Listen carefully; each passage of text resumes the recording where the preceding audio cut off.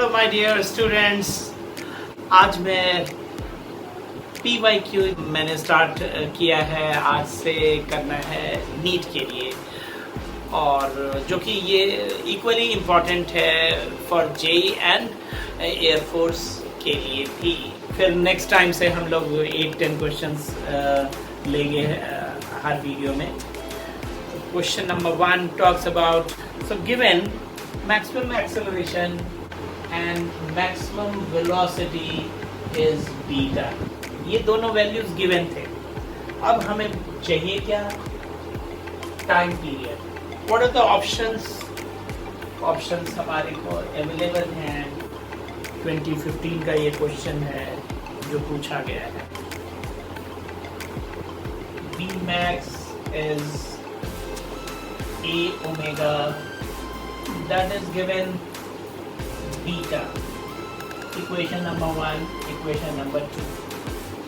तो बस और कुछ नहीं करनी है, इन दोनों इक्वेशन को हमें डिवाइड करने से ही, and since negative sign has to be ignored because we are concern with time period, और इसलिए नेगेटिव साइन की जरूरत नहीं है। So it implies that by dividing omega square A omega is alpha upon beta, ये omega cancel होता है, and then only omega is left।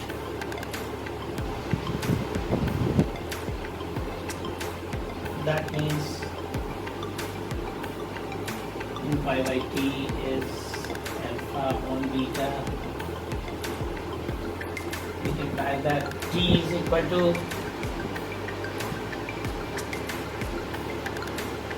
two pi beta upon alpha। Which option is matching?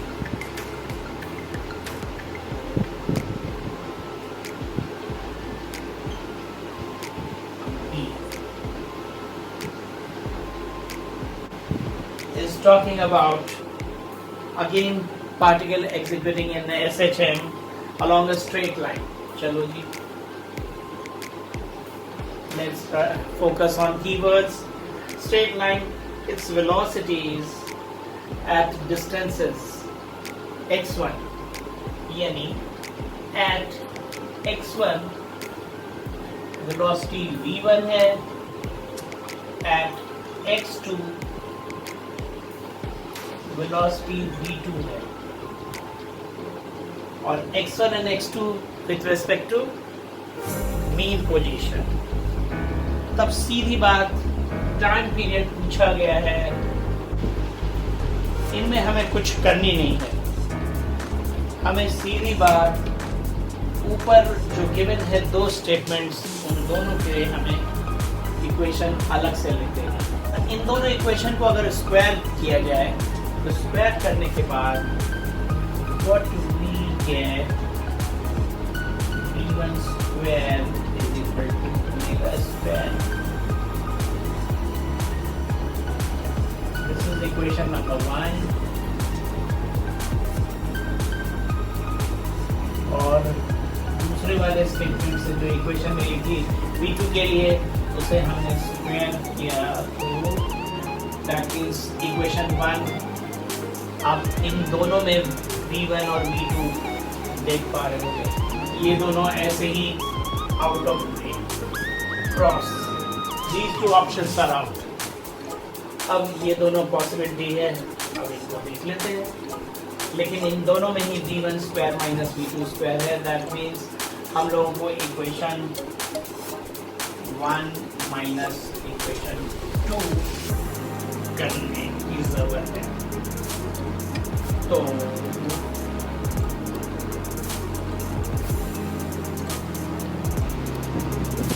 Omega square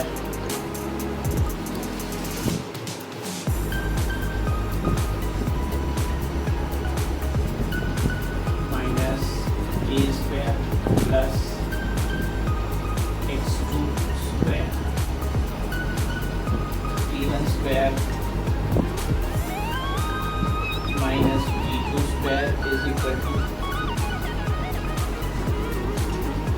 omega, and capital A, that is amplitude, are constant for both the situation, because ये same SHM की बात की जा रही है, but different values velocity की इसलिए हो रही है because there are different distances. Obviously कोई भी एक particular SHM at different value of distances different velocities होगी. That's why at x1 v1 or at x2 v2. Hence we have different values. So now omega square x2 square minus x1 square, but we need time period, so omega is 2 pi by t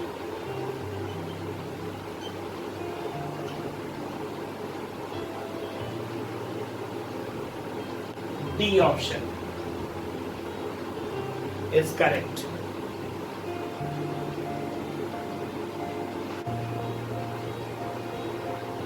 ये तो basics of superposition of SHM की बात कर रहा है. When two displacements represented by y1 is equal to a sin omega t. First SHM is given as y1 and second is given as y2, but second expression is having cos omega t means extreme position वाला SHM, और इन दोनों को super impose कराई जा रही है. और super impose कराने पे इनमें कुछ भी नहीं करना है. पहले तो हम दोनों को कंपेयर करने के लिए दोनों को या तो साइन में रखते हैं या फिर दोनों को कॉस में रखते हैं. सो y1 will remain as it is and y2 के लिए b sin omega t plus pi by 2, और इस तरीके से नाउ इन दोनों के कॉम्बिनेशन से जो SHM बनेगा SHM ही होगा, और उनका एम्पलीट्यूड इस तरीके से हम लोग डिसाइड करते हैं. अगर दो SHM को कंबाइन करते हैं तो उन दोनों का एम्पलीट्यूड इस तरीके से इक्विवेलेंट एम्पलीट्यूड होता है. This is B and this is A. A equivalent is root under A square plus B square. So hence option number A is correct. The oscillation of a body on a smooth horizontal surface is represented by the equation x is equal to a cos omega. ये question के language को आपको confuse करने के लिए दिया गया है. ये ओमेगा एंगुलर फ्रीक्वेंसी होती है. But which one of the following graphs shows correctly the variation of A with T. पहले से ही ये एम्पलीट्यूड गिवन है और क्वेश्चन के लैंग्वेज में एक्सेलरेशन विद टाइम है. कौन से इस सिचुएशन इनके हिसाब से एक्सेलरेशन वर्सेस टाइम का ग्राफ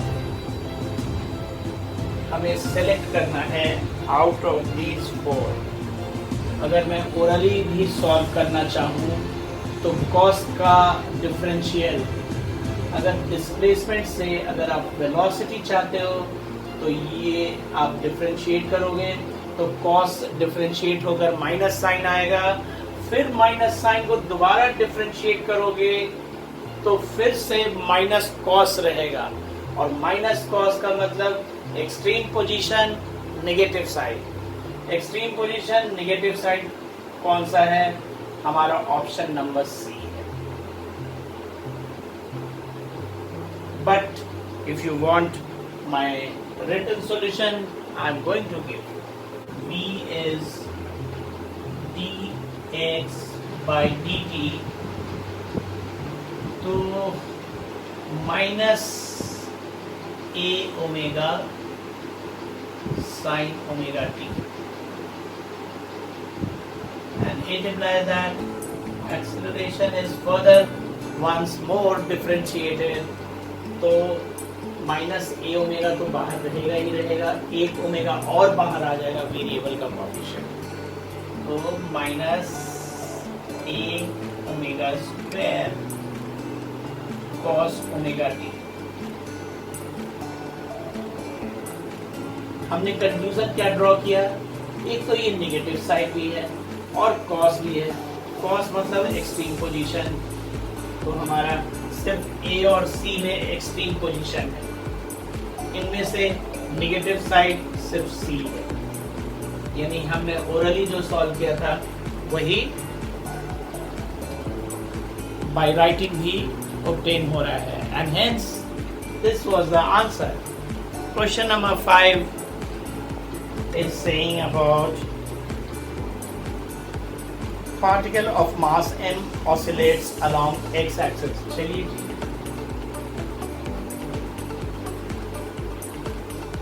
x-axis के along ही oscillation हो रहा है, ठीक है। According to equation x is equal to a sin omega t। The nature of the graph between momentum and displacement, ये थोड़ा knowledgeable question है, न tricky है न solving है बहुत ज़्यादा, but knowledgeable question है। The nature of the graph between momentum and displacement of the particle।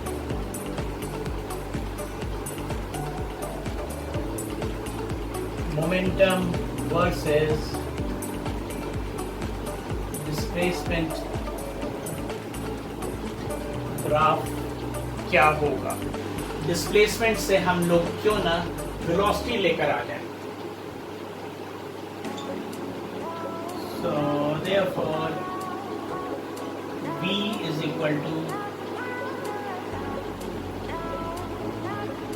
a omega cos omega t, और यहां से sin ओमेगा t का equation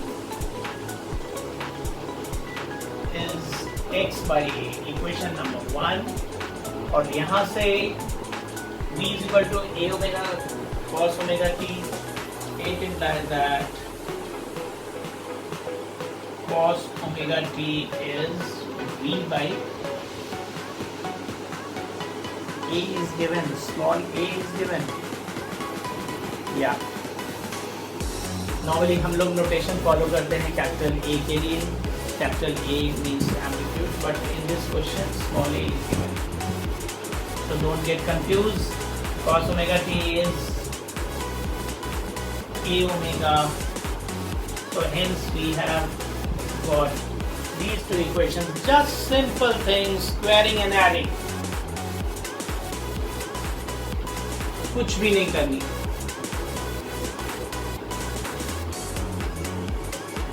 Squaring and adding, what do we obtain? X square by a square, b square by a square, omega square is equal to 1, because sin square theta plus cos square theta is equal to 1. So we have, which is standard equation of ellipse। ellipse का ये standard format है। ellipse means ऐसा वाला curve, not a circle। इनका special case, जो maths के student हैं उनके लिए ये बता दूं कि ellipse का स्पेशल केस सर्कल होता है।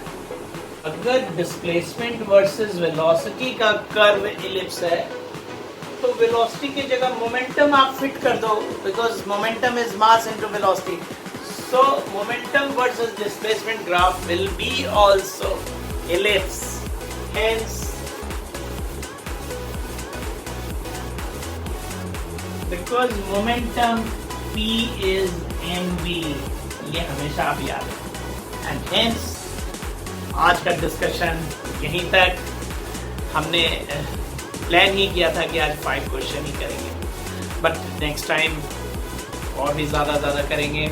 जस्ट आई वॉज ट्राइंग कि बस आज हमने 24 आवर्स के भीतर हमने सेकेंड वीडियो अपलोड करनी थी। आज ही मैंने एच वर्मा अपलोड किया था, नाउ सेकेंडली दिस वन। तो अगर आप लोगों ने ऐसे ही सपोर्ट किया तो definitely I am going to do more for you. Thank you, bye, see you, take care.